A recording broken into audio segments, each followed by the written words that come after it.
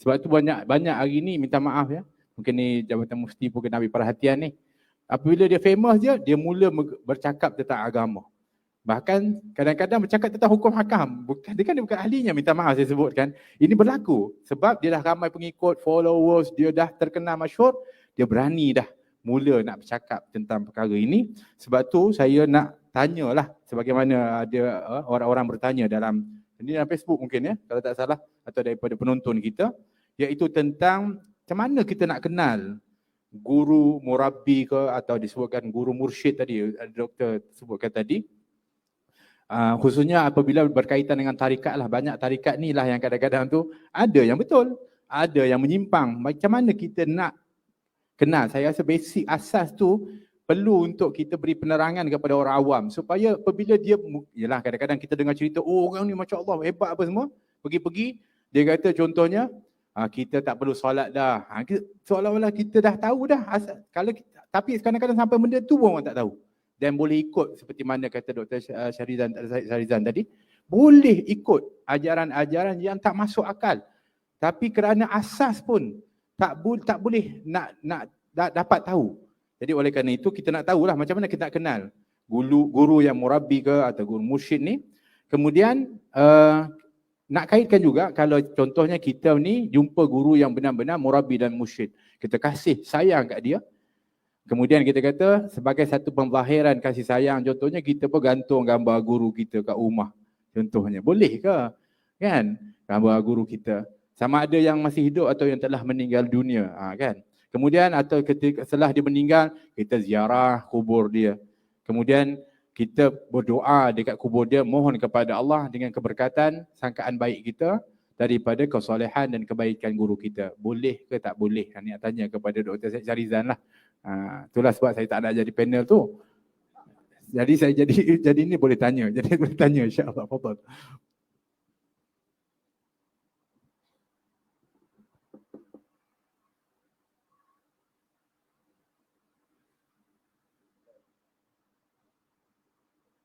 Bismillahirrahmanirrahim. Alhamdulillah wassalatu wassalamu ala Rasulillah wa ala alihi wa sahbihi wa man walah wa man tabi'ahum ila yaumil qiyamah.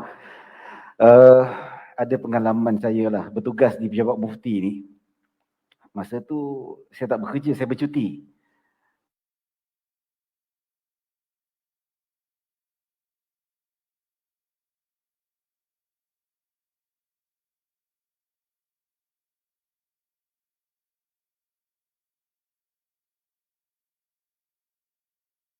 Yang sesat amalan pada awal tahun. Kata apa yang sesat tu? Dia kata imam tu, dia kata untuk kita nak sambut tahun baru ni, dia buat anjuran baca Ratib Al-Haddad. Saya dah tahu dah siapa buat kerja ni. Kita kata apa? Anda tanya, pandangan anda apa Syekh? Wah, anda tak tahulah Ratib Al-Haddad ni macam mana rupanya. Dekat internet anda cari PDF berlambak. Ratib Al-Haddad. Anda perhati satu-satu apa yang sesatnya. So tak sesat lah. Tak ada sesatnya. Ya kan? Dan kita boleh tanya orang jemaah, siapa yang buat aduan tu? Siasat sesat? Betul lah. Orang sebelah sana lah yang buat. Jadi benda ni kita bab kata orang tu, itulah yang dia nampak tak asuk. Dia sendiri yang tak asuk. Macam Al-Habib Syekhuna Al-Habib Ali Zainal Abidin tentang tabarruk dengan salihin ni. Pernah cerita jugalah dengan saudara-saudara kita, kawan-kawan kita tentang ialah minum air. Saya pernah juga ada dekat tempat surau saya tu, kita panggil seorang syekh tuan guru untuk ceramah. Dia ada cawan air dia lah. Saya ambil cawan tu, saya minum. Ada seorang jemaah, Ustaz, orang kata syirik. Kata, nampak doktrin orang yang dia sebarkan ajaran ni bahaya sungguh. Kan? Dia konon nak bawa supaya mensucikan akidah Islam. Tapi dia doktrin seorang tu mudah mensyirikkan orang lain. Hanya you minum air bekas tok guru tu. Itu biasa.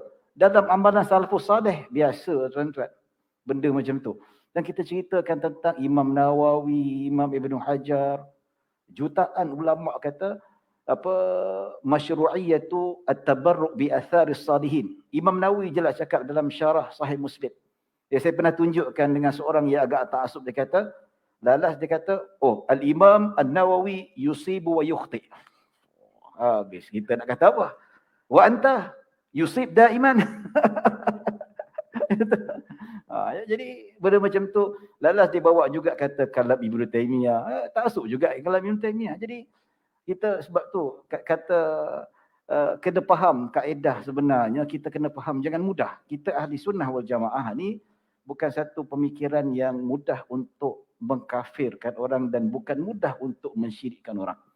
Ya, saya teringat kata-kata Habib Ali sendiri kata, ya, ulama-ulama dulu susah nak mengislamkan orang. Zaman sekarang kita nak mengkafirkan orang. Kita nak keluarkan orang daripada Islam. Jadi ini ya, dari segi sudut yang orang tuduh kita ni, contoh mana-mana kelompok Islam syirik. Sebab taksub jadi syirik. Tapi mereka sana tu taksub sehingga mengkafirkan orang. Ini satu doktrin yang sangat bahaya.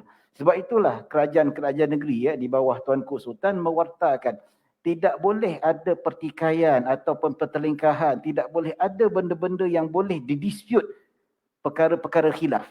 Perkara khilaf biarkan khilaf. Siapa nak tolak, nak terima, silakan. Tak ada masalah. Ya, nak baca zikir berjemaah ke, nak baca maulid ke, nak baca apa, benda tu sudah dibincangkan sekian lama. Ya, sudah diperdebatkan oleh para ulama.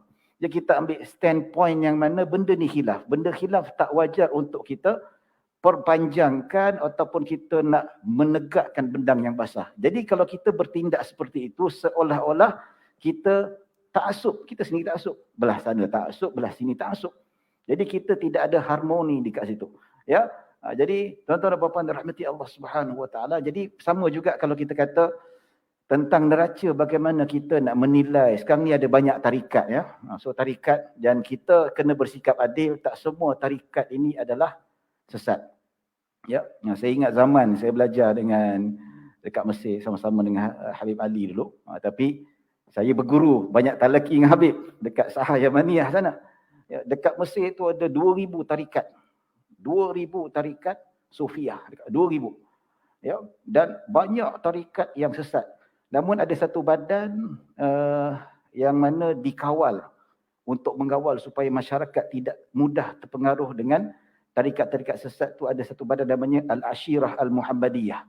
Ketika itu diketuai, dibawa oleh Al-Allamah Al-Syekh Al-Arif Billah Syekh Zaki Ibrahim. Yang mana dia juga membawa kaedah islah sufi di Mesir ketika itu untuk memastikan bahawa perjalanan tarikah ahli sufi ini terjaga supaya tidak tersasar daripada Al-Quran dan sunnah Nabi SAW.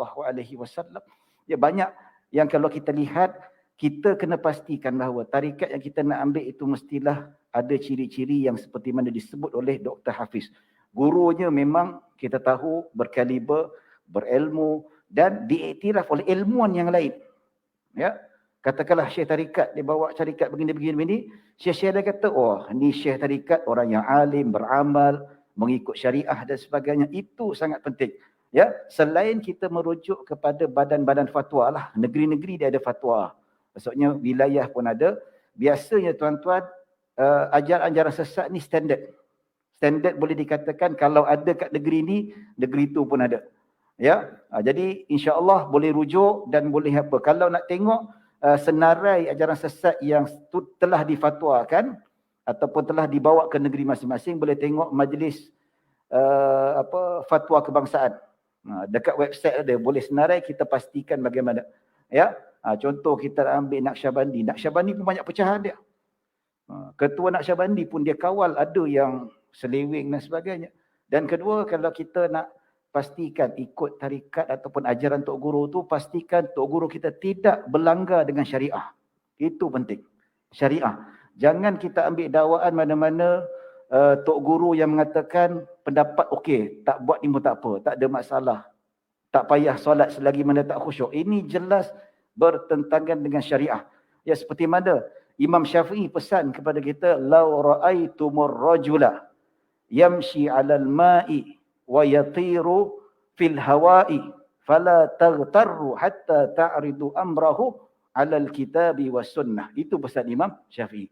Kalau kamu nampak orang berjalan di atas air, jalan atas air tu, jalan macam tasimin, dan boleh terbang. macam Superman. Ya. Siap berzikir lagi tu. Ya. Dan Imam Syafi'i kata jangan tertipu. Sehinggalah kamu tengok sejauh mana dia ikut sunnah Nabi dan ikut Allah dan ikut Rasulnya. Dan sudah tentu Allah dan Rasul, Al-Quran dan hadis sudah tentu yang disebutkan oleh Dr. Hafiz tadi. Mesti merujuk pada para ulama. Betul? Ya, jadi bila tak boleh kita nak tafsir sendiri, kita nak faham sendiri, ya ada yang mendakwa ikut Al-Quran dan Sunnah, dia sendiri pun tak reti bahasa Arab. Ulama salah, ulama boleh betul, ulama boleh salah. Kalau ya ulama boleh salah. Kalau kamu sendiri faham Al-Quran Sunnah, kamu berjuta-juta lebih salah. Ya, ulama memang ada salah, kamu lagi berjuta-juta. Dan saya tanya, reti bahasa Arab tak? Oh, tak reti. Macam mana dia boleh faham Al-Quran? Dia ikut terjemahan. Dia bertaklid dekat penterjemah boleh pula. Kalau penterjemah salah, salah lah. Ya, oh tak apa, sekarang ni tak perlu baca kitab-kitab Arab. Sekarang ni tafsir Tabari, Fathul Bari, semua sudah diterjemahkan ke bahasa Malaysia, Indonesia. Tuan-tuan, berapa banyak kitab-kitab yang terjemahan salah. Salah yang fatal, salah yang jelas, salah yang tidak boleh dimaafkan. Ya, macam mana? So, penting dalam arti kata Al-Quran dan Sunnah dalam bentuk turas. Itu penting.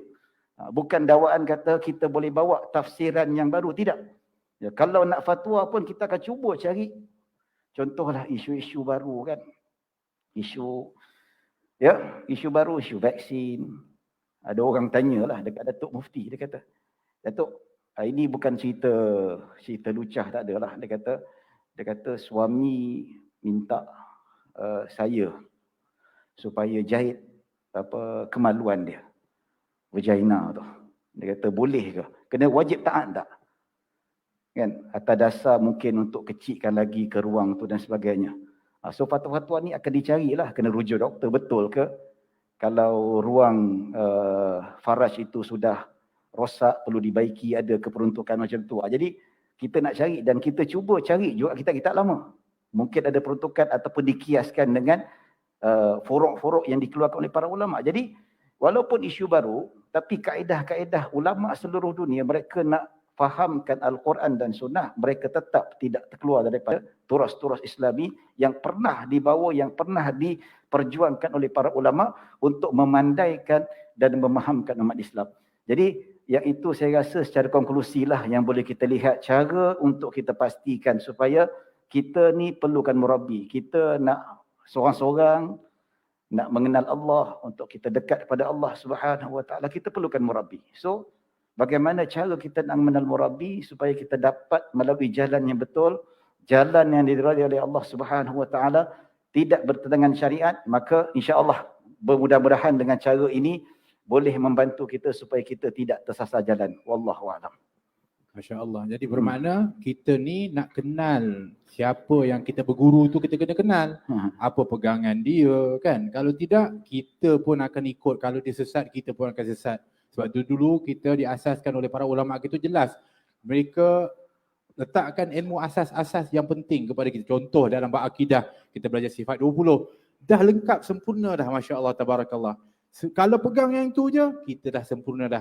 Akidah kita punya dah mantap dah akidah kita. Walaupun kita taklah seluas pemahaman Ahlul Kalam sekalipun, tapi cukup memadai dah untuk pegangan kita, dan insya-Allah kita tidak akan mentajasimkan Allah, kita tak akan menyatakan Allah itu ada yang sama dengan dia, sebab yang disebutkan daripada tu jelas. Begitu juga kalau kita tengok dalam bab rukun Islam, rukun iman, kan kecil-kecil kita hafal dulu. Sekarang ni silibus tak ada yang tu.